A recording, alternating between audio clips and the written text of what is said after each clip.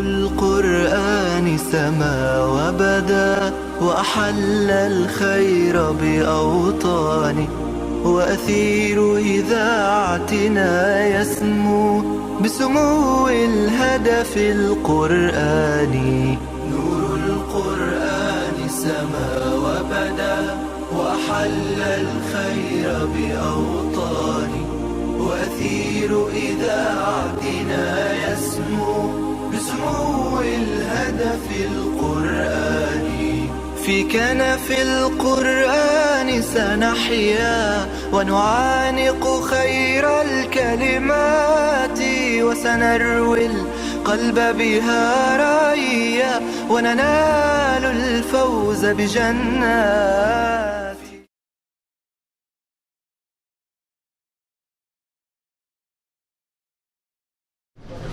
أعوذ بالله من الشيطان الرجيم. بسم الله الرحمن الرحيم.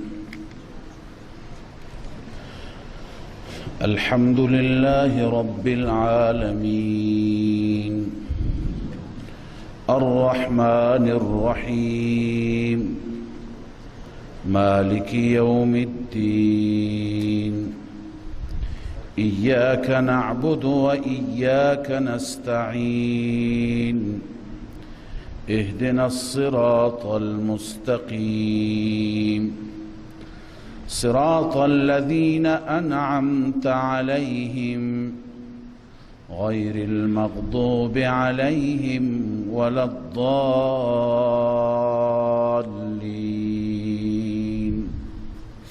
آمين. صدق الله العظيم.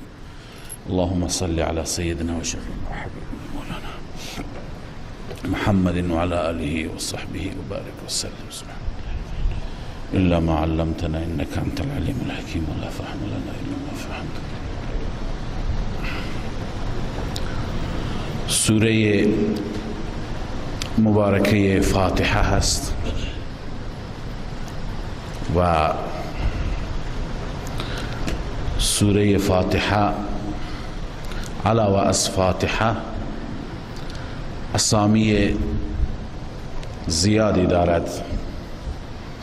در روایات آمده یکی از نامهایش که نسبتاً معروف هم هست ام الکتاب یا ام القرآن هم به این سوره میگویند. الاساس هم است، تعلیم المسئله هم است. سوره تعلیم المسئله، الاساس. این اسامی را که میگوییم وجه تسمیه هم مشخص است. الاساس چون که اساس تمام قرآن و اصل همینه. تعلیم المسئله در این سوره تعلیم داده شده، آموزش داده شده چگونه سوال کنیم از الله عزوجل. 7 مثانی هم این سوره را میگویند. 7 مثانی یعنی 7 آیه‌ای که تکرار میشوند، یا اینکه در نمازها تکرار میشوند، بار بار خوانده میشوند. در هر رکعتی میخوانید لا صلاة الا بفاتحة الكتاب، یا اینکه به گفته بعضی از مفسران در نزول تکرار صورت گرفته، چون بعضی معتقدند که سوره فاتحه هم مکی هست هم مدنی. یک بار در مکه مکرمه نازل شد، یک بار در مدینه طیبه، 2 بار بر آن حضرت صلی الله علیه و سلم. به خاطر اهمیت به این خاطر بهش میگن که 7 مثانی. و نام دیگر که عرض کردم ام الکتاب هست، ام القرآن هست. وجه تسمیه فاتحه به ام الکتاب یا ام القرآن چیه؟ ام یعنی مغز، یعنی خلاصه، چکیده. این سوره خلاصه و چکیده تمام قرآن مجید است. در بحث ابتداییم میخواهم عرض کنم که چگونه این خلاصه تمام قرآن مجید است. در این رابطه دو مطلب یا دو تشریح عرض میکنم، دو توضیح دارم.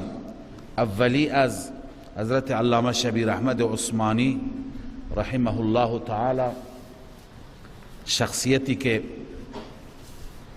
تفسیر عثمانی را نوشتند، که تفسیر عثمانی واقعا یکی از تفاسیری هست که قرآن را آسان روان تفسیر کرده.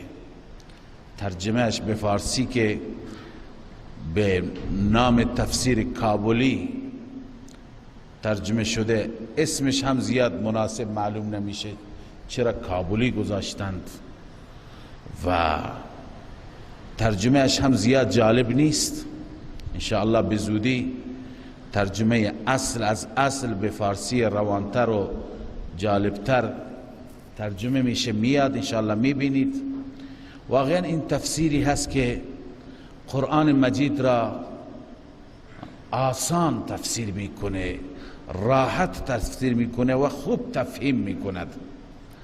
علامه شبیر احمد عثمانی رحمه الله معتقد هستند اینکه چگونه هست فاتحه، اینو میخواستم توضیح بدم.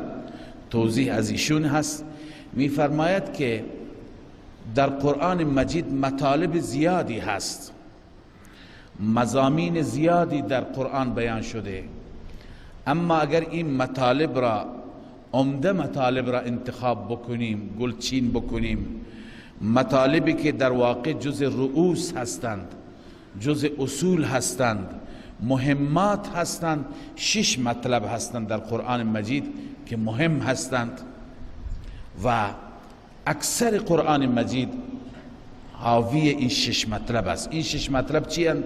1 توحید، 2 رسالت، 3 قیامت که اینها اصول دین هستند، 4 احکام،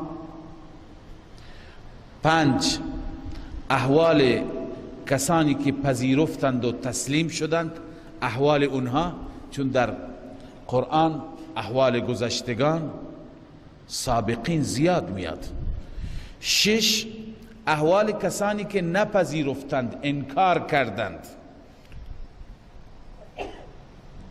در تمام سوره های قرآن مجید تقریبا این 6 مطلب به عنوان مطالب عمده، مطالب درشت و مطالب اساسی هستند: توحید، رسالت، قیامت، احکام، احوال پذیرندگان، کسانی که پذیرفتند، و 6 احوال کسانی که نپذیرفتند. حال این مضامین را نگاه میکنیم که در سوره فاتحه این مضامین خلاصه شدند. پس فاتحه القرآن هست، الکتاب است. چگونه هر 6 موضوع در فاتحه خلاصه شده؟ اول بود توحید، از الحمدلله رب العالمین تا الرحمن الرحیم، اینجا توحید است. الحمدلله رب العالمین الرحمن الرحیم انشاءالله توضیح میدم و عرض میکنم که چگونه توحید است. در مالک یوم الدین موضوع قیامت است و در ایاک نعبد و ایاک نستعین احکام است. چگونه احکام است؟ چون نعبدو به طرف تمام طرق عبادت اشاره دارد، تمام طرق احکام اشاره دارد و در صراط المستقیم، اهدنا الصراط المستقیم، هم احکام و بیان احکام هستند. صراط مستقیم با بیان و توضیح و تشریح احکام مشخص میشه. پس توحید، قیامت، احکام ذکر شدند. باز در صراط الذین انعمت علیهم در اینجا دو موضوع بیان شده، هم رسالت بیان شده و هم منعم علیهم، کسانی که پذیرفتن. صراط الذین انعمت علیهم، چون که منعم علیهم را الله عزوجل اولئک الذین انعم الله علیهم، منعم علیهم را به 4 گروه تقسیم می کند: من النبیین و الصدیقین و الشهداء و الصالحین. در رأس منعم علیهم نبیین هستند و امام النبیین، سرتاج نبیین، امام الانبیا هست، رسول الله صلی الله علیه وسلم. پس در انعمت علیهم رسالت آمد، موضوع رسالت. و بعض 3 گروه دیگر که هم منعم علیهم، احوال کسانی که پذیرفتند، غیر المغضوب علیهم ولا الضالین، احوال کسانی که نپذیرفتند، مغضوب علیهم شدند، ضالین شدند. بنابراین مشاهده فرمودید که سوره فاتحه خلاصه کل قرآن شد.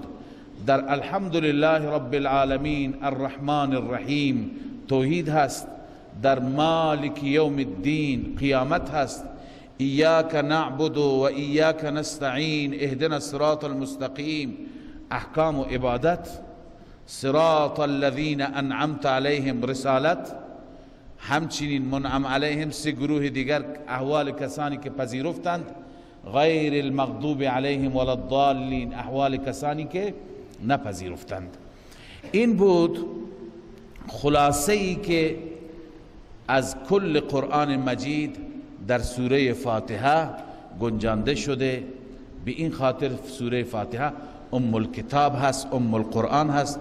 و این توضیح هست که حضرت مولانا شبیر احمد عثمانی رحمه الله تعالی این توضیح را بیان فرمودند. اما توضیح دوم از شیخنا حضرت حسین علی رحمه الله هست. ایشون خلاصه و توضیح اینجا بیان می‌فرمایند که از امام ربانی میگویند منقول هست و در واقع از سیدنا علی کرم الله وجهه نقل شده. اون این است که قرآن مجید خلاصه تمام علوم آسمانی هست، چون که قرآن مجید مصدق لما معهم هست. تمام کتاب هایی که قبل از قرآن هستند، کتاب های سماوی، مصدق همه، خلاصه و چکیده همه هست. و بعض خلاصه قرآن مجید سوره فاتحه هست. چطور؟ ببین ایشون در تقسیم خودشون قرآن را به 4 بخش تقسیم می کنند. بنده قبلا خدمت شما عرض کردم که تفسیر ایشون با رنگ توحیدی هست. ایشون معتقد هستند که قرآن بر 4 بخش مشتمل است. هر 4 بخش قرآن مجید با الحمدلله آغاز میشه. اول از الحمدلله رب العالمین، آغاز سوره فاتحه تا پایان سوره مائده، این بخش اول قرآن مجید است. و بخش دوم از اول انعام تا پایان سوره بنی اسرائیل، اون هم با الحمدلله الذی له ما فی السماوات شروع میشه. و بخش سوم از اول سوره کهف بعد از سوره بنی اسرائیل، الحمدلله الذی انزل علی عبده الكتاب، تا آخر سوره احزاب، این بخش سوم هست. و بخش چهارم از اول سوره سبا تا آخر کلام الله مجید، این 4 بخش است. در این بخش ها چه مباحثی آمده، چه مباحثی ذکر شده؟ در بخش اول که تا پایان مائده هست، عمده بحث و بحث اصلی خالقیت است. در این چند سوره الله عزوجل این مبحث را مطرح می فرماید که آفریننده تمام عالم الله عزوجل است. بیشتر مبحث خالقیت است. بغیر از الله عزوجل کسی خالق نیست. در بخش دوم که از سوره انعام تا کهف هست، بحث اصلی و موضوع اصلی ربوبیت است. بعد از اینکه عالم را خلق کرد به حال خود نگذاشت، رب العالمین ربشون هست، اینها را تربیت کرد، اینها را به تکمیل رساند، تدریجا نشو و نما و تربیتشان تا اینکه اینها به کمال رسید. پس این در بخش دوم بیشتر موضوعاتی مباحثی که ذکر میشه بیشتر ربوبیت هست، بحث تربیت هست و اونجا همین بحث شده که کسی این اختیارات یعنی صفت ربوبیت را بغیر از الله عزوجل ندارد. در بخش سوم که از عرض کنم خدمت شما کهف شروع می شود تا سوره سبا، این بخش در واقع ملوکیت الله عزوجل بحث میشه، اینکه پادشاه مطلق است، بر تخت شاهی متمکن است، تمام اختیارات، تصرفات، مدیر، مدبر، نافع، زار او هست، کسی بغیر از او نیست، کسی دیگه این صفات را ندارد. و در بخش چهارم که آخر که بیشترین سوره های بخش چهارم را شما خواندید، شما از سوره مومن به بعد خواندید، ولی این بخش چهارم از سوره سبا هست تا پایان قرآن مجید این مطلب بحث میشه. علاوه از این که مالک و مختار دنیا خدای تعالی هست، مالک و مختار عقبا و آخرت هم الله است و هیچ کسی نمیتواند در محضر او شفاعتی داشته باشه. خب ما الان تازه تمام کردیم، امروز تمام کردیم. متوجه بودید که بیشتر در این بخش ها موضوع آخرت بود، قیامت بود، بالخصوص از سوره قاف شروع شده تا پایان همش بحث قیامت بود و هم نفی شفاعت قهری بود، نفی شفاعت بود. در حوامیم هم خواندیم نفی شفاعت، در سوره های که بحث قیامت بود هم نفی شفاعت خواندیم، نفی شفاعت فرشتگان شد، نفی شفاعت جنات شد، نفی شفاعت دیگران شد. پس این موضوع در بخش پایانی قرآن مجید به صورت درشتر، به صورت عمده‌تر بیان میشه. پس کل قرآن مجید خلاصه به این چهار بحث میشه: یک خالقیت، دو ربوبیت، سه ملوکیت و چهار مبحث مالک یوم الدین و نفی شفاعت قهری که کسی در دربار او نمیتواند شفاعت داشته باشه. حال این چهار بحث میفرماید که خلاصه شدن در سوره فاتحه. چگونه؟ ما وقتی که در فاتحه میخوانیم الحمدلله، الحمدلله اشاره به بحث خالقیت داره، چون مراد از حمد وصف مشهور الله عزوجل است. هر حمدی مراد نیست، وصف مشهور خالقیت است. این مثل این هست که ما نامی ذکر کنیم، علمی ذکر میکنیم، مراد از اون علم ما چی میگیریم؟ وصف میگیریم. مثلا میگیم لکل فرعون موسی. لکل فرعون موسی یعنی چی؟ وصف معروف فرعون چی هست؟ بر باطل بودن. وصف معروف موسی علیه السلام بر حق بودن. پس لکل فرعون موسی یعنی لکل مبطل محق. پس گاهی علم ذکر میشه، نام ذکر میشه، مراد چی هست؟ وصف. وصف مشهور. الحمدلله که ذکر شده وصف مشهور است، یعنی خالقیت. مشرکان هم به صفت خالقیت اعتراف داشتند. ولئن سألتهم من خلق السماوات والارض لیقولن الله. این آیه و نظیر این آیه ده ها جای قرآن مجید هست. پس چنان وصفی هست که خصم هم تو اون اشکال ندارد و بحثی ندارد. بنابراین در الحمدلله مراد از لفظ جلاله الله وصف معروف یعنی خالقیت است. و در رب العالمین اشاره شده به موضوع دوم، ربوبیت. رب همه عالمیان است. این واضح است، این روشن است، نیاز به توضیح و دلیل ندارد. الرحمن الرحیم. الرحمن الرحیم بخش سوم قرآن مجید، مبحث سوم خلاصه شده در الرحمن الرحیم. مبحث سوم چی بود؟ مالکیت، ملوکیت، پادشاه تمام.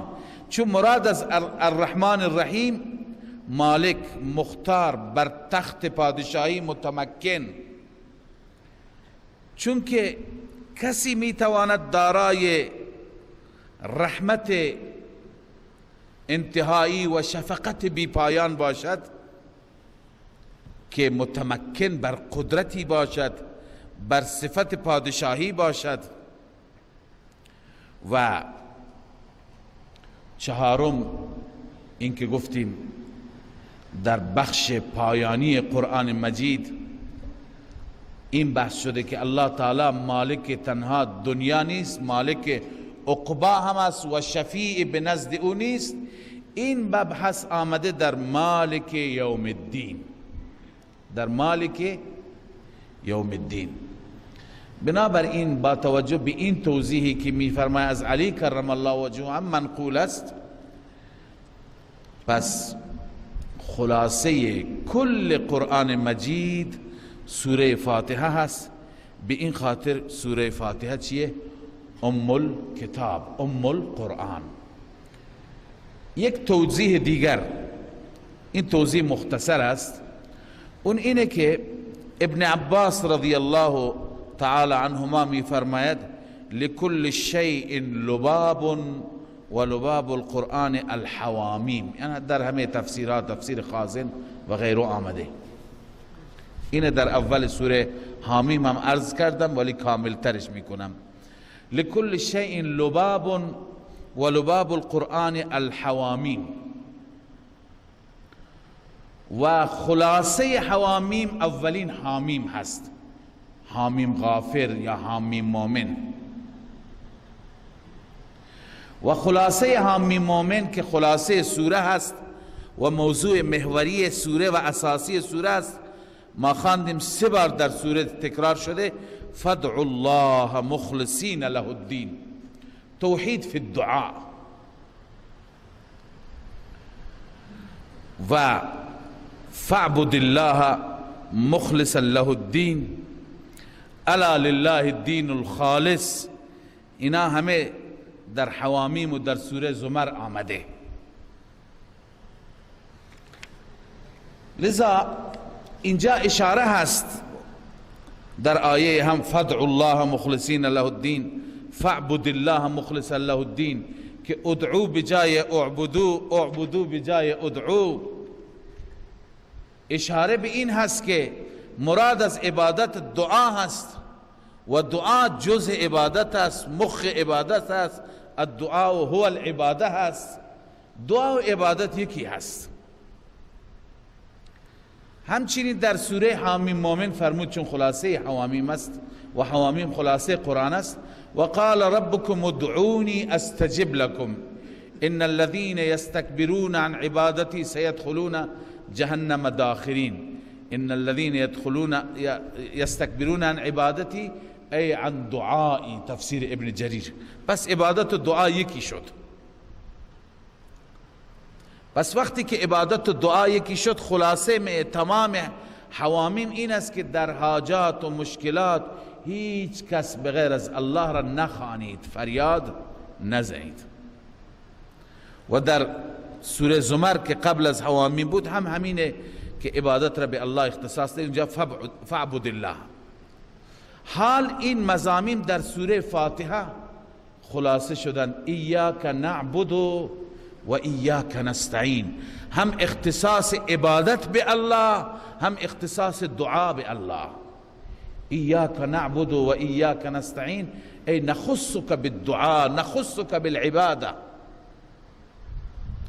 بس ببین اون چیزی که خلاصه کل قرآن هست در حوامیم و خلاصه حوامیم در فدع الله و فعبد الله، اون خلاصه اینه که در ایاک نعبد و ایاک نستعین جمع شده. پس سوره فاتحه چی شد؟ ام القرآن، خلاصه تمام قرآن، چکیده تمام قرآن مجید. این دلیل چی بود؟ ام الکتاب یا ام القرآن نام دیگرش عرض کردم تعلیم المسئله است، چون در این سوره تعلیم داده شده چگونه سوال کنیم. به همین خاطر گفتن وقتی که الحمدلله رب العالمین میخوانیم قبل از این قولو مقدر است، ای قولو الحمدلله رب العالمین. اول الله عز وجل را آنگونه که حقش هست مدح و ثنا کن، تعریف و تمجید کن. الحمدلله رب العالمین الرحمن الرحیم مالک یوم الدین. سپس نسبت و رابطه خودت با الله، تو در چه جایگاه هستی؟ ایاک نعبد و ایاک نستعین. معبودا من در جایگاهی هستم که فقط تو را پرستش می کنم و فقط از تو استعانت می طلبم. بعد از اینکه این مقدمه را طی کردی، حال سوال کن اهدنا الصراط المستقیم صراط الذین انعمت علیهم غیر المغضوب علیهم ولا الضالین الی آخره. بس به این دلیل این سوره را تعلیم المسئله هم میگوییم. جاست که ما میگیم گاهی بعضی افراد که دعای دیگه بلد نیستند، در مواقعی که دعا آمده به نیت دعا سوره فاتحه را بخوانند. هم حمد است هم دعا است. در نماز جنازه گاهی میگیم مردم را که دعای مسنونه بخوانید، دعایی که برای میت آمده. بعضی بلد نیستن، به جای سوره فاتحه بخونید، به نیت دعا بخونید، دعای جامع کامل. دعای بهتر از این دعا نمیتونه باشه، الله تعلیم داده. بله خب، پس این خلاصه شد از اسامی سوره مبارکه فاتحه یا ام القرآن. حال ما آغاز میکنیم الرحمن الرحیم الحمد لله رب العالمین الرحمن الرحیم مالک یوم الدین.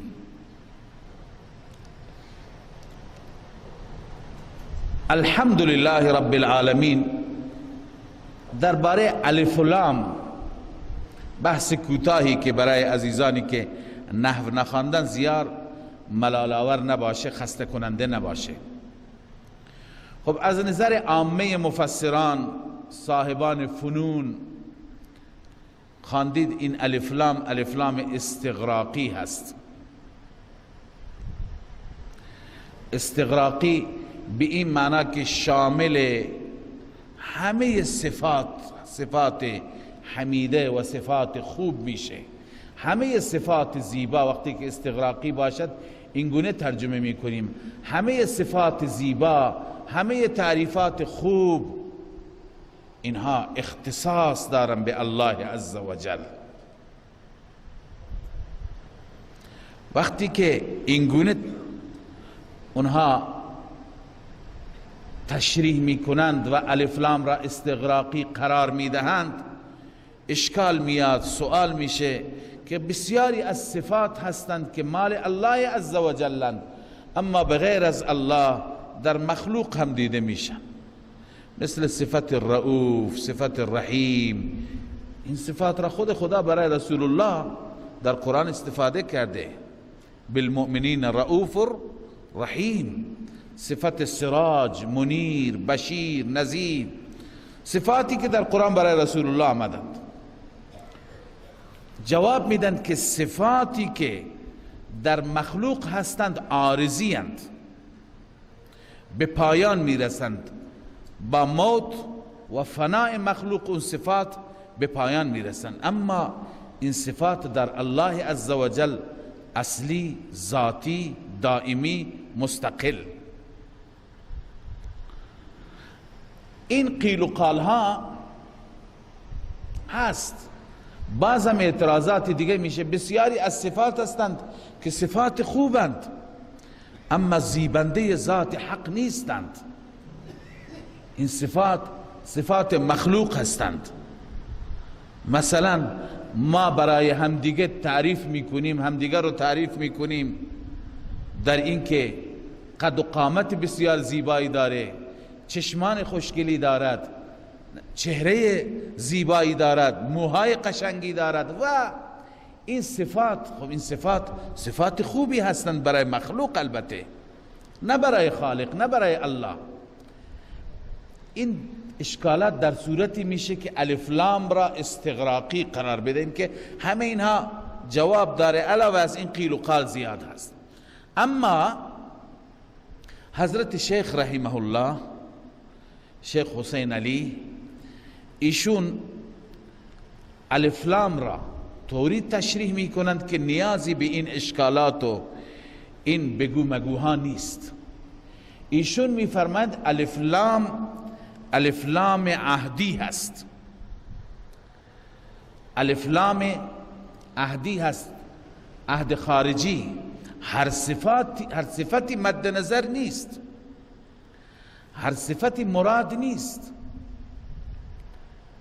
بلکه صفاتی که خاص خدا هستند. اون صفات در غیر خدا دیده نمیشند. به چه دلیل؟ اولین دلیل اینه که اینجا اللام للاختصاص، الحمد لله، لام برای اختصاص است. باید ما صفاتی را تحت الف لام مد نظر بگیریم و لحاظ بکنیم که اون صفات مختص رب العالمین باشند، در کسی دیگه از مخلوق اون صفات نباشند. بسا صفات هستند که درسته برای الله اون صفات حقیقتا ثابتن، برای مخلوق مجازن به نوع اشتراک هست. بیاییم الف لام را طوری تفسیر بکنیم که این اشتراک قطع بشه، این اشتراک وجود داشته نباشه. و دیگه این که قبلا هم خدمت شما عرض کردم، ایشون از آنجایی که با رنگ توحیدی تفسیر می کنند، لذا الف لام را عهد قرار می دهند، صفات خاص مراد می گیرند. دلیل هم دارم، بدون دلیل نیست. مثلا صفت که اختصاص به الله عزوجل دارند، صفت خالقیت، صفت مالکیت، تو این صفات غیر از الله هیچ کس نیست. این صفات مخصوص الله. صفت مختار کل، صفت مدبر و متصرف به صورت مافوق الاسباب در همه امور، صفت حاجت روا بودن و مشکل کشا بودن، از دور و نزدیک سخن و فریاد همه را شنیدن، احوال همه را بیننده دیدن، سمیع و بصیر. این صفات همه مختص الله هستند، هیچ کس بغیر از الله این صفات را نداره. این صفات مد نظر هستند. الان چند تا از این صفات که با آیات مشخصه که این صفات اختصاص به الله دارند، اون صفات را عرض میکنم. یکی از این صفات اینه که نافع و ضار فقط الله هست، بغیر از الله کسی نیست. و این یمسسک الله بضر فلا کاشف له الا هو. و این یردک بخیر فلا راد لفضله.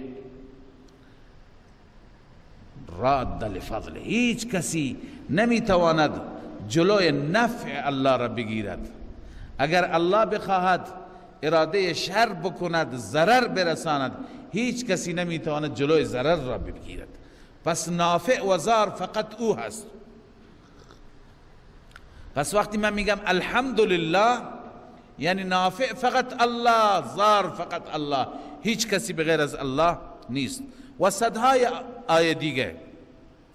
یا اینکه صفت خالقیت، یا ایها الناس اذکروا نعمت الله علیکم هل من خالق غیر الله. هم خالقی نیست و هم رازقی نیست که یرزقکم من السماء والارض. پس این صفات مد نظر هستند. علم غیب، قل لا یعلم من فی السماوات والارض الغیب الا الله. غیب را هم از غیر از الله کسی نمیداند. سمیع و بصیر، انه هو السمیع البصیر، ان الله علیم بذات الصدور. این صفات مد نظر هستند. الان ما که این ادعا را میکنیم که صفات خاص مد نظر هستند، مطلق حمد نیست. ببینید دلیل از قرآن مجید، هر جا در قرآن مجید الحمدلله آمده، در وسط و لابلای آیات شما بررسی بکنید کجا کجا الحمدلله آمده. هر جا که الحمدلله آمده صفات خاص ذکر شدند. صفات اونجا ذکر شدند که اون صفات در غیر خدای عزوجل دیده نمیشن، قبل از اون و بعد از این. مثلا در سوره انعام داریم فقطع دابر القوم الذين ظلموا والحمد لله رب العالمین. الحمد لله رب العالمین بعد از هلاکت و ریشه‌کن کردن قوم کافر آمده. خب قبل از این صفات مدبر، متصرف، کارسازی، در مصیبت فقط الله به دادتان میرسد، ظالم را سخت مؤاخذه میکند، این نوع صفات آمده. آخر آمده الحمدلله رب العالمین.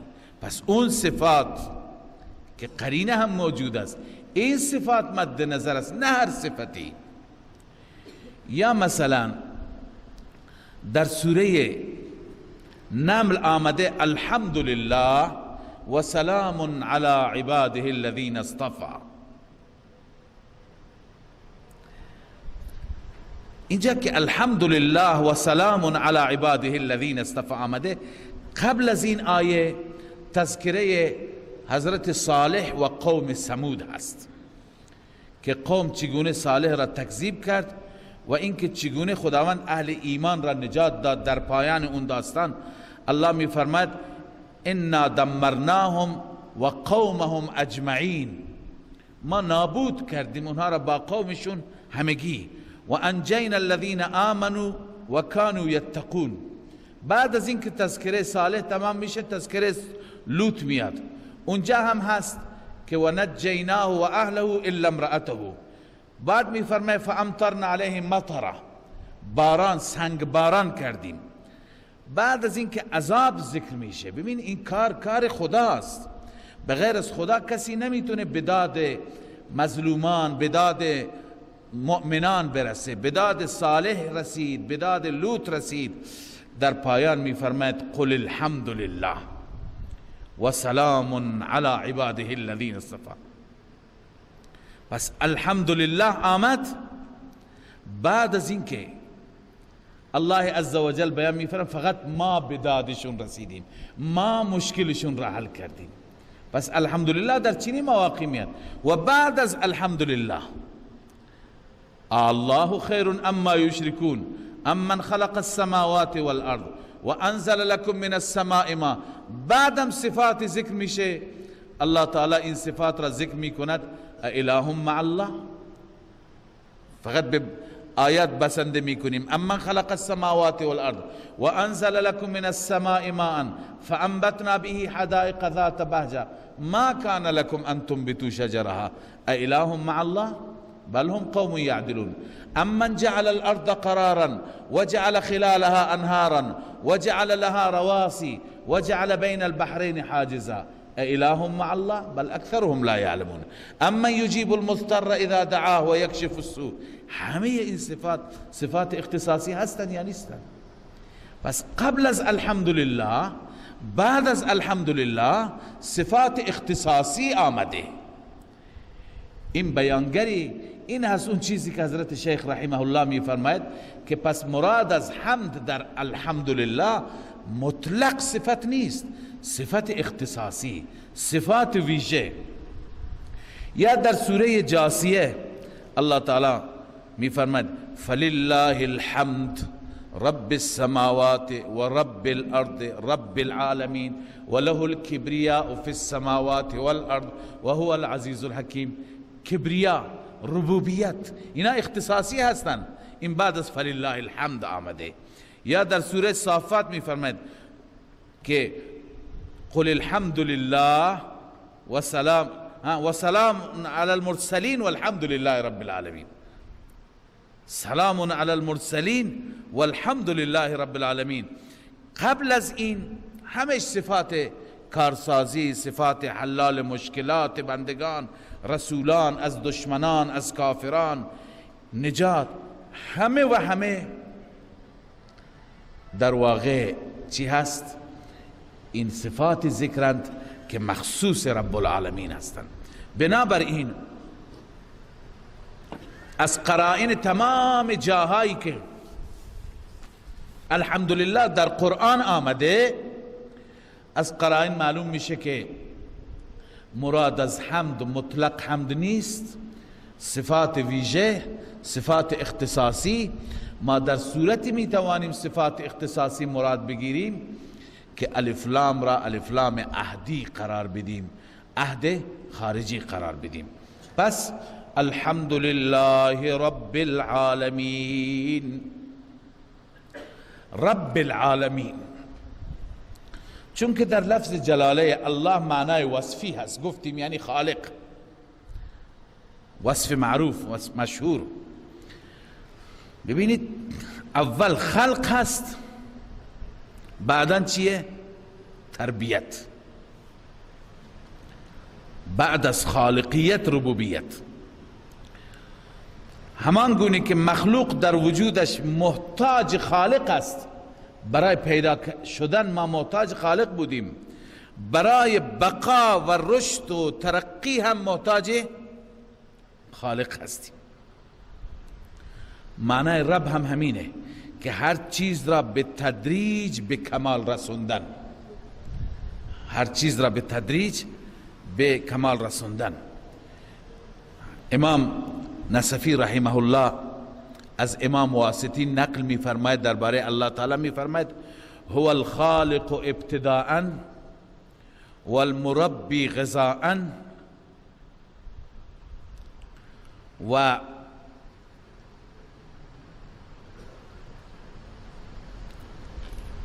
کلمه خوب خونده نمیشه. و هو اسم الله الاعظم. والغافر انتهاء. والغافر هو الخالق ابتداء والمربی غذاء والغافر انتهاء. اول خلق من کرده، بعدا همه نعمتها را به ما داده، کم کم ما را به کمال، به رشد، به بلوغ رسونده و انشاءالله انتهاء هم غافر ماست، بخشنده ما هست. و هو اسم الله الاعظم. هو الله الخالق البارئ المصور. تقریبا این آیات که تفسیر کردیم هم شبیه این بود که هم الله عزوجل خالق هست و هم تربیت کننده هست. بس الحمدلله رب العالمین، رب که اینجا آمده بعد از صفت خالق آمده که مرتب است بر خالقیت، یعنی در وجود در پیدا شدن نیازمند خالق هستیم، مخلوقیم، و برای رشد و تکمیل و ادامه کار هم محتاج رب العالمین هستیم. الحمدلله رب العالمین. عالم میگوید صیغه اسم آله هست. منظور مراد از عالم هر آن چیزی که از اون ما به وجود خالق پی میبریم. مثلا از آسمان ها به وجود خالق پی میبریم، از کوها به وجود رب پی میبریم، از دریاها، از زمین، از انسانها، از حیوانات، از چرندگان، از پرندگان، از حیتان و ماهیها. پس اینها همه عالمند، همه عوالم هستند، اینها همه آله شناختند، باعث میشن که انسان به الله برسد. پس هر چیزی که از اون استدلال گرفته میشه برای وجود خالق، چه انسان باشد، حیوان باشد، نباتات باشد. چنانچه نصفی رحمه الله میفرماید والعالم كل ما علم به الخالق من الاجسام والجواهر والاعراض. هر چی که خالق را به وسیله اون میشناسی، چه از اجسام است، چه از جواهر و اعراض است. او كل موجود سوى الله مسمى به لانه علم على وجوده. هر موجود بغیر از الله، چون با وجود الله این را میتونیم بشناسیم و از این به الله میرسیم. اما رب العالمین، ربوبیت، ببین نظام ربوبیت الله عزوجل در ما انسان ها در همه عوالم ما میبینیم، بعضی میبینیم بعضی نمیبینیم، اما در ما انسان ها اینه که خدای تعالی در قرآن مجید بیان کرده چگونه از نطفه به مضغه، از مضغه به علقه و از علقه به مضغه، مخلقه غیر مخلقه، تا میره به پیری میرسد. تمام منازل را الله تعالی ذکر میفرماید. این مرحله تربیت ماست، ما انسان ها. الله الذي خلقكم من ضعف ثم جعل من بعد ضعف قوة ثم جعل من بعد قوة ضعفا وشيبا يخلق ما يشاء وهو العليم القدير. اینا نمونه های تربیت هستند، هم در انسان هم غیر انسان. خلق السماوات والارض بالحق وصوركم فاحسن صوركم.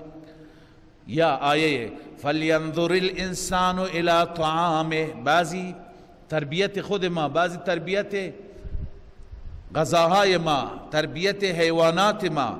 فلینظر الانسان الى طعامه انا صببنا الماء صبا ثم شققنا الارض شقا فانبتنا فيها حبا وعنبا وقضبا وزيتونا ونخلا وحدائق غلبا وفاكهة وأبا متاعا لكم ولأنعامكم. اینا همه تربیت رب به این معنی هست که مربی همه هست. انسان ها هست، حیوانات هست، نباتات هست، اشجار هست، بقیه خلائق هست. یا درباره خود انسان انا خلقناكم من تراب ثم من نطفه ثم من علقه ثم من مضغه مخلقه وغير مخلقه الى آخره. پس این هست رب العالمین، رب همه عالم. همه عالم را تدریجا از ابتدا به کمال میرساند، کم کم میبرد به کمال میرساند. الله هست. خب الحمدلله رب العالمین الرحمن الرحیم. آن ذاتی که رب عالمیان هست و عالم همین تشریح کافی هست، گرچه دیگه تشریحاتی هم دارد، اینجا ما خلاصه میکنیم. همین که هر چی که به وسیله اون الله را بشناسی اون عالم هست. بله الان این سیاره ها برای خودشون یک عوالم زیاد هستند. الرحمن الرحیم، هر دو از ماده رحم مشتق هستند، هر دو رحمان و رحیم از رحم گرفته شدند. البته سوال و جواب هایی که شما در بعضی کتابا مثل تفسیر بیضاوی خواندید که رحمان در واقع یه صفت انفعالی هست، یعنی انسان متأثر میشه، رقتش میاد، بعدا شفقت میکنه، ترحم میکنه. الله عزوجل از تأثیر پذیری پاکه، الله منفعل نمیشه. هم درباره صفت الرحمن میاد، هم درباره صفات غضبانی میاد، صفات جلال. اونجا همین پاسخ را میدیم، همین جواب را، اینجا هم همین جواب هست که صفاتی که مربوط به الله عزوجل هستند، مراد از اون صفات به اعتبار چی هست؟ به اعتبار غایه. مراد الله عزوجل است به اعتبار غایه. مثلا شما انسان، شما یه یتیم را میبینید گریه میکند، گرسنه هست، لباس ندارد، غذا ندارد، اول یک حالتی، یک تأثیر پذیری شما خواهید داشت، دلتون میسوزه، شفقتتون میگیره. این مرحله اولیه است. الله عزوجل از این پاک است. الله تأثیر پذیر، این علامت احتیاج، علامت نیاز است، ضعف است. باز اقدام دوم شما بهش لطف میکنید، شما بهش پول میدید، شما بهش نان میدید، بهش لباس میدید. این رحم شد به اعتبار چی؟ غایه، به اعتبار نهایه. صفاتی که چه صفات جمالی، چه صفات جلالی که در حق الله عزوجل ثابتن، به اعتبار غایه، نه به اعتبار ابتدا. یعنی الله تعالی تأثیر پذیر نیست، بلکه الله تعالی تأثیر گذار هست. الله لطف میکند، الله احسان میکند. پس الرحمن الرحیم به همین معنی. اما مفسرین گفته این دوتا مفهومشون با هم ذره اختلاف در مختلف است. بعضی معتقدند که رحمان عامتر است، بعضی نه، اکثرا رحمان عامتر است، چنان عام هست که شامل رحمش در دنیا و آخرت میشه. رحمان به اعتبار دنیا و آخرت، اما رحیم به اعتبار آخرت فقط. رحیم به اعتبار آخرت. پس در رحمان، صفت رحمان که رحم میکند هم بر دوست هم بر دشمن، هم به دوست میده هم به دشمن میده. در این دنیا خدای عزوجل به همه نان میده، به همه اولاد میده، درد همه را بر میدارد، مشکل همه را دور میکند. این رحمان هست، چون هم در دنیا به همه، اما در آخرت رحیم فقط برای مؤمنان است. به این خاطر در دنیا در دعا آمده یا رحمان الدنیا و یا رحیم الاخره. چرا یا رحمان الدنیا؟ لانه یعم المؤمن والکافر. و چرا رحیم الاخره؟ لانه یخص المؤمن. تفسیر مدارک گفتیم. بس این تفاوت را گفتند که رحمان عامتر است، رحیم خاصتر است. عامتر به این معنی که رحمان شامل دنیا و آخرت میشه، رحیم شامل آخرت میشه فقط. وقتی که این خاص و عام آمد، پس از نظر اون کسانی که بر اونها رحم میشه هم تفاوت میاد. رحمان شامل مؤمن و کافر میشه، رحیم شامل مؤمن فقط میشه. خب، الرحمن الرحیم مالک یوم الدین. البته من خدمت شما عرض کنم که الحمد لله رب العالمین این مدعا هست، مدعای این سوره هست. ما ادعا میکنیم الحمد لله،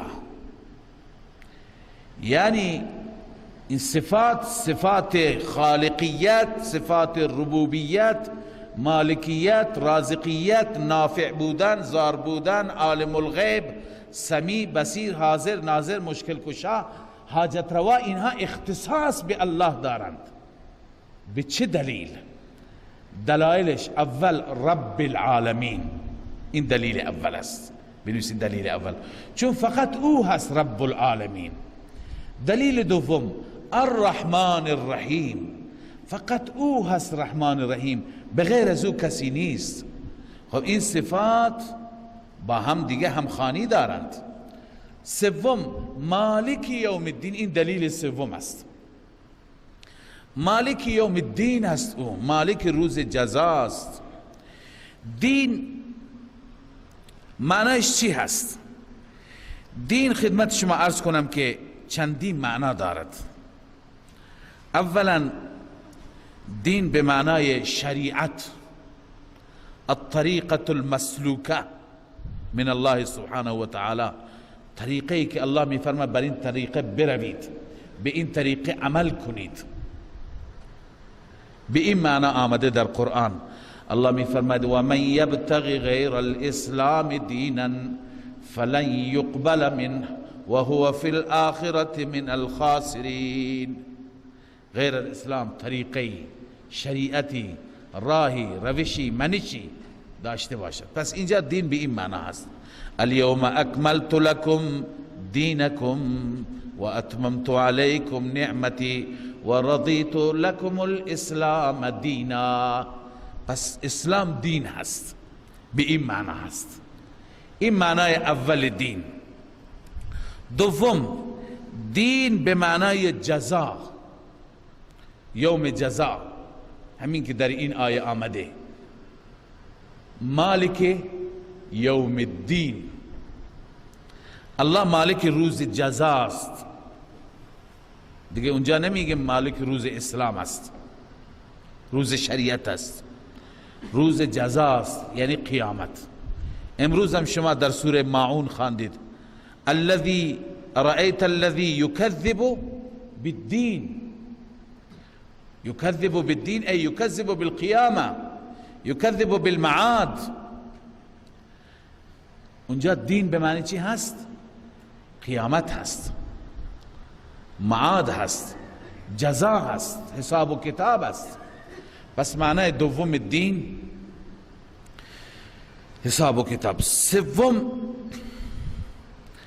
دین به معنی توحید و دعایی که مختص به الله باشد. اگر سوم و چهارم بکنم دین به معنی دعا که فقط از الله خواسته بشه، دین به معنی عبادت که فقط برای الله بشه، چهارم. ولی ما سه تا میکنیم، این دوتا رو یکی، چون دعا و عبادت الان آیات را خواندیم به معنای همدیگه استفاده میشوند. ادعونی استجب لكم ان الذين يستكبرون عن عبادتي. عن عبادت یعنی عن دعای، اول دعا آمده بعد عبادت آمده، اینا مترادف هستند. پس دین به معنای توحید، توحید که بگیم شامل هر دو میشه، یعنی اون عبادتی و اون دعایی که خالصتا برای الله انجام بگیرد، مختص به الله عزوجل داشته باشه. در اکثر جاهای قرآن این ادعا هست. در اکثر جاهای قرآن دین به این معنی آمده. به معنی چی آمده؟ توحید فی الدعا و توحید فی العبادت. عنایت داشته باشید در سوره یوسف حضرت یوسف علیه السلام به رفقاش چی میگه؟ میگه ان الحکم الا لله امر الا تعبدوا الا اياه ذلك الدين القیم. ذلك الدين القیم. دین القیم چیه؟ امر الا تعبدوا الا اياه، یعنی توحید فی العبادت. در سوره زمر فادعوا الله مخلصین له الدین، ای فادعوا الله مخلصین له العباده، مخلصین له الدعاء، فادعوا الله. این سوره مؤمن است، ببخشید. فادعوا الله مخلصین له الدین ای له الدعاء ولو کره الکافرون. الا لله الدين الخالص، لله الدين الخالص أي الدعاء الخالص، العبادة الخالصة. فاعبد الله مخلصا له الدين، فاعبد الله أي فاعبد الله مخلصا له العبادة، مخلصا له العبادة. پس در همه این آیات دین به معنی دعاست، دین به معنی عبادت است. سیدنا عیسی علیه السلام وقتی که ذکر می فرماید توحید را و دعوت به سوی توحید میده، آخر میگه ان الله ربی و ربکم فاعبدوا. اونجا هذا صراط مستقیم، اونجا به صراط مستقیم گفته توحید فی العبادت را. علی ای حال در تمامی این آیات دین به معنی توحید فی الدعاء و توحید فی العبادت ذکر شده. بله، حال مالک یوم الدین، الله عزوجل مالک روز جزا هست. اینجا به معنی عبادت نیست، اینجا به معنی اسلام نیست، به معنی شریعت و الطریقه المسلوکه نیست، بلکه اینجا به معنی جزا هست. الله مالک روز جزا هست. ببینید اهمیت و فلسفه جزا. جزا هم واقعا یکی از مسائل معقول هست که باید انجام بگیرد. ما در سوره کجا بود که فلسفه و دلیلش را خواندیم؟ و ما یستوی الاعمی والبصیر. اونجا گفتیم که اون کسی که راه بینایی را و راه نابینایی را میگیره، کسی که راه ظلم را میگیره و که کسی که راه عدل را میگیره، یکی هست راه فساد و شر را میگیره، یکی راه تقوا و راه خدا را میگیره، آیا اینها با هم برابر باشند؟ آیا اینها هیچ تفاوتی داشته نباشند؟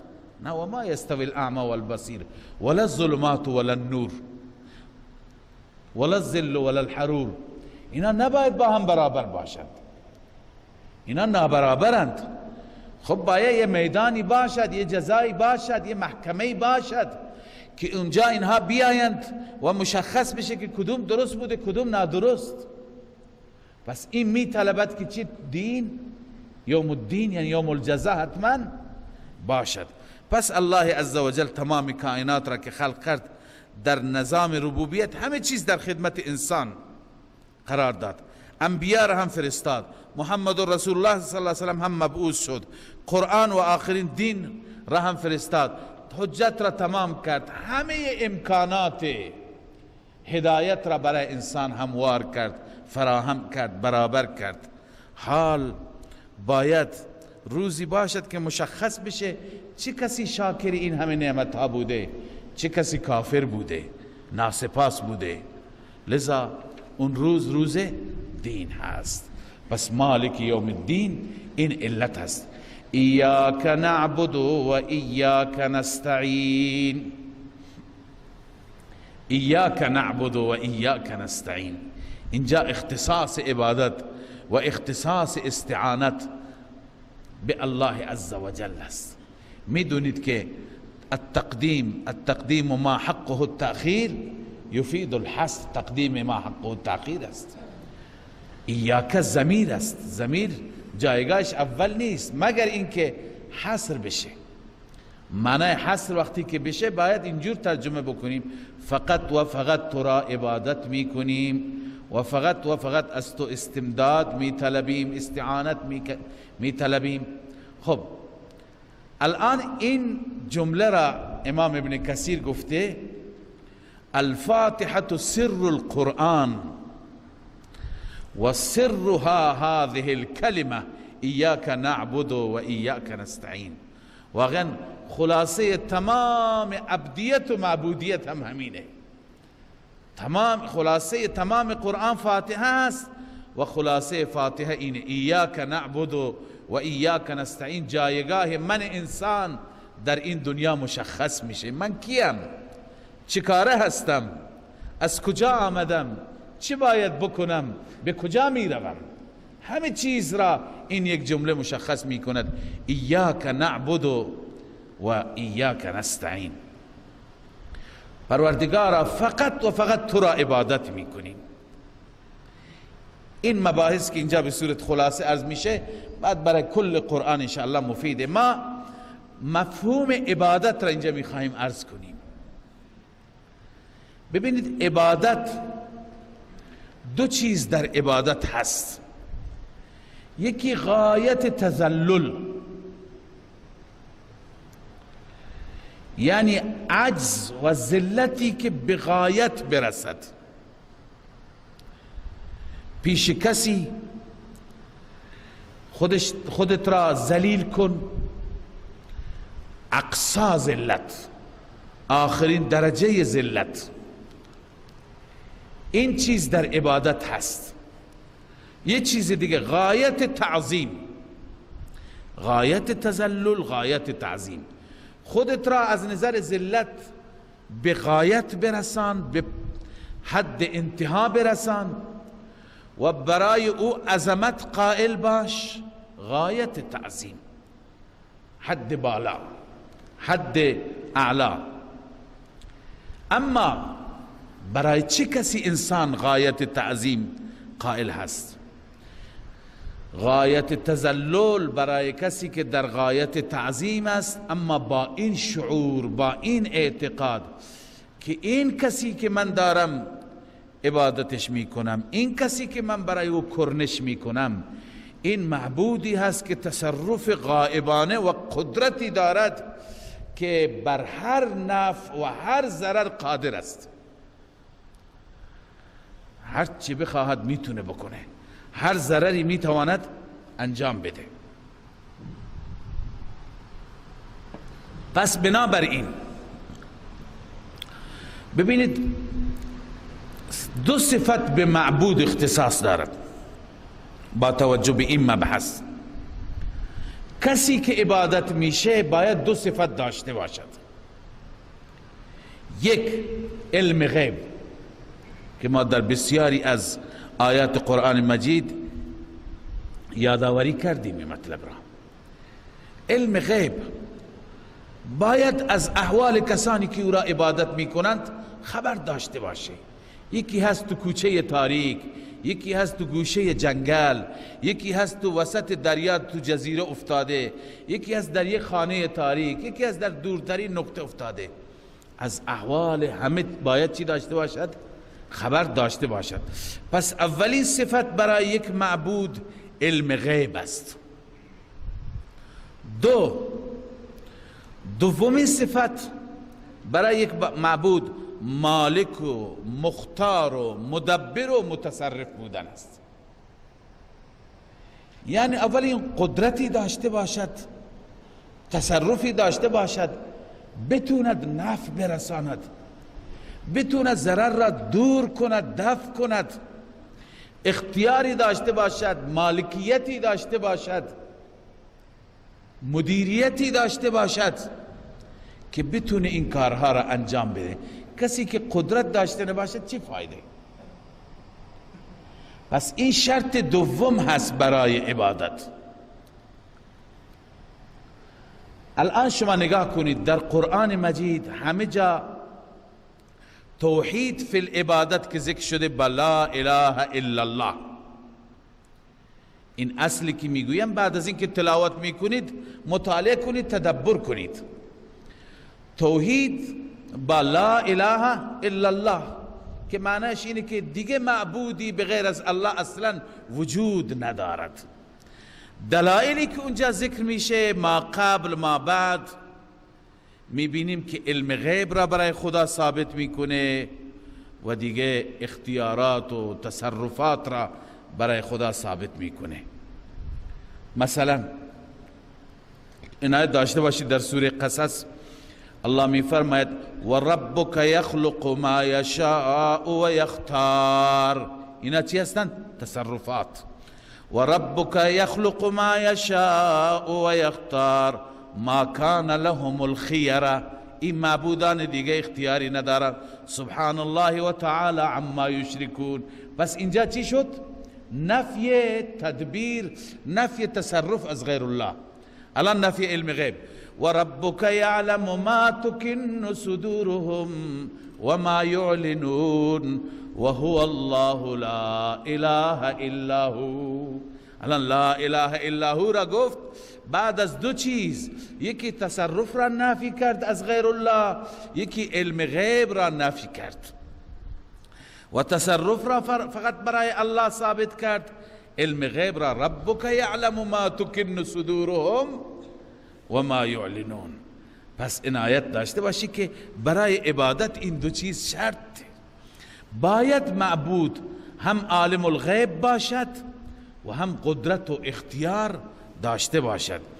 یا می فرماید سوره طه هست له ما فی السماوات و ما فی الارض و ما بینهما. این مدیریت مطلق جهان است، همه جهان در دست او هست. له ما فی السماوات و ما فی الارض و ما بینهما و ما تحت الثری. آسمان، زمین، ما بین آسمان و زمین، زیر زمین، همه جا اختیار مال اوست، قدرت مال اوست.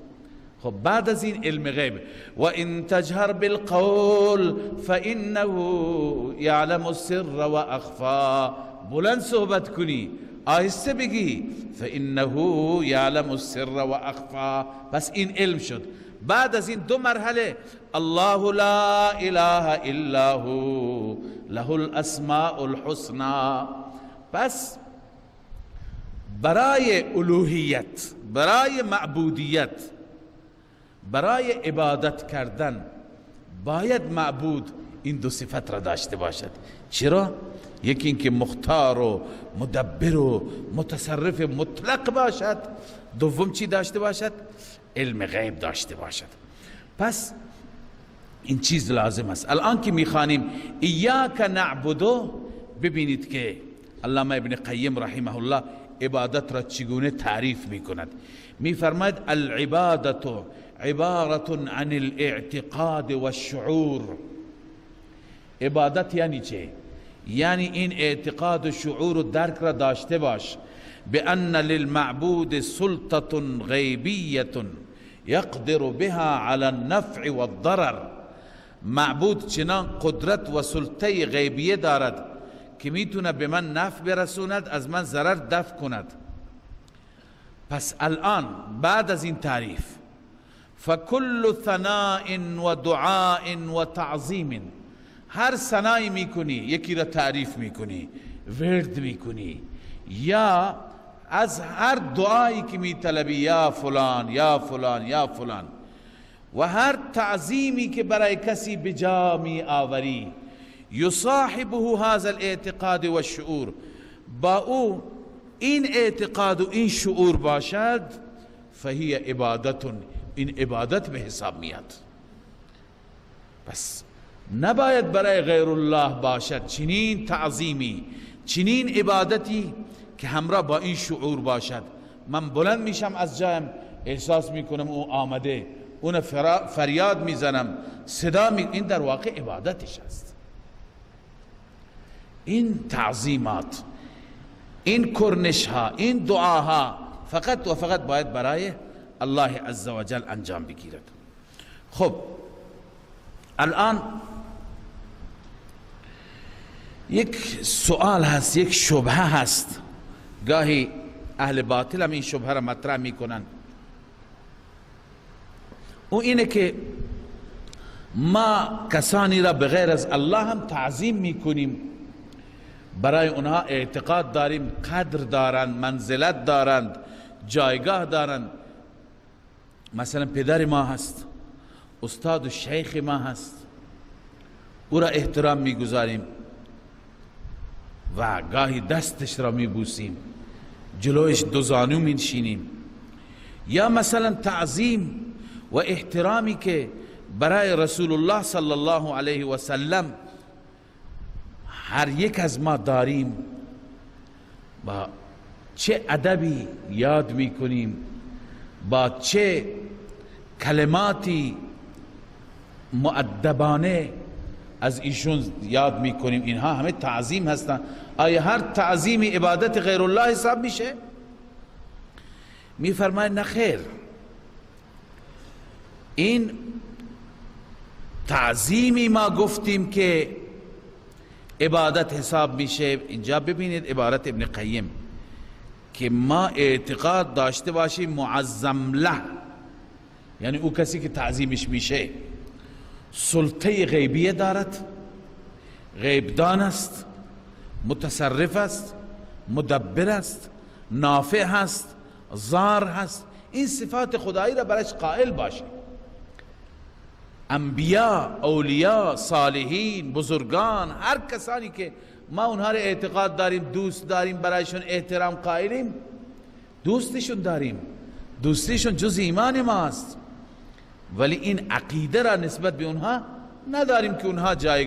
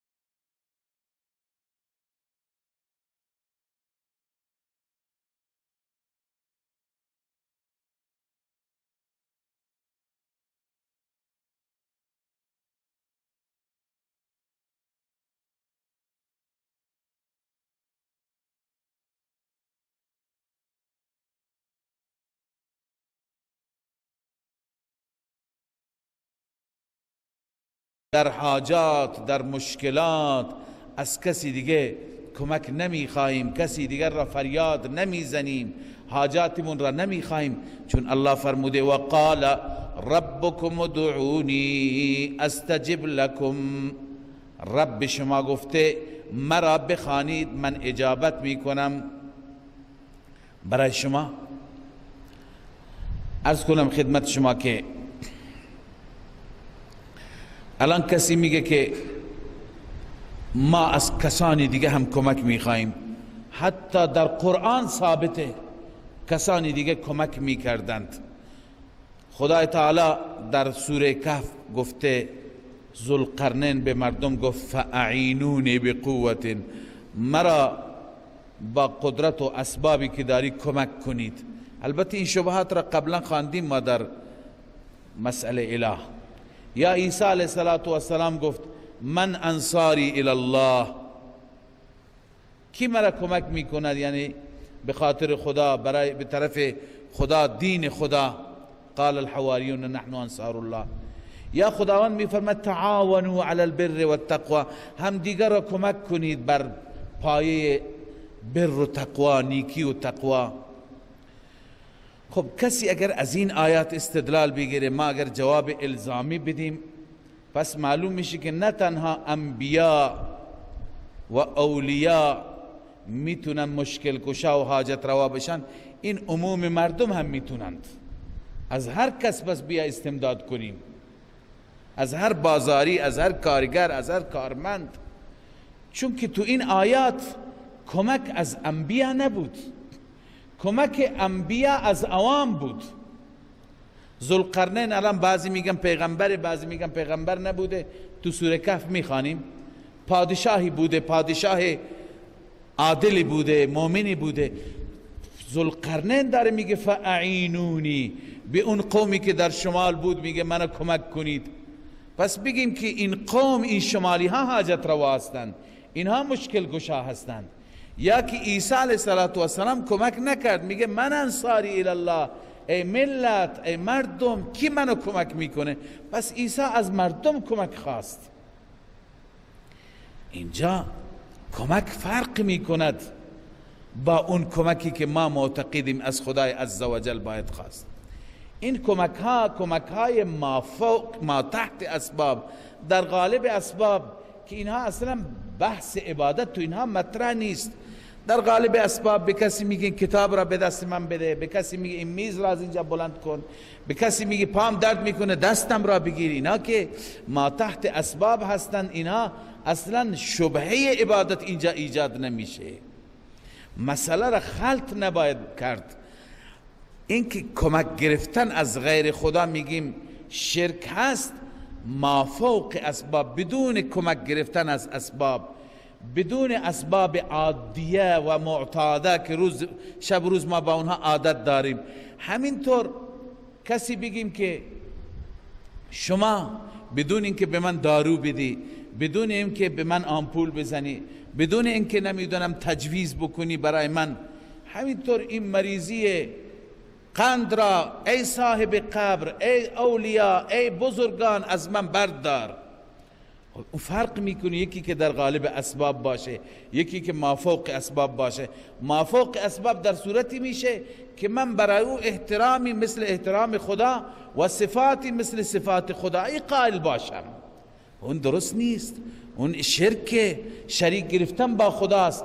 لذا مطلب این آیه ایاک نستعین همینه که الله را ما اعلام میکنیم، به الله میگیم پروردگارا فقط و فقط کمک ها را، استعانت ها را در حاجاتم از تو می طلبیم، از کسی دیگه ما نمی طلبیم. بحث مافوق اسباب است. اهدنا الصراط المستقیم انشاءالله برای بعد از ظهر.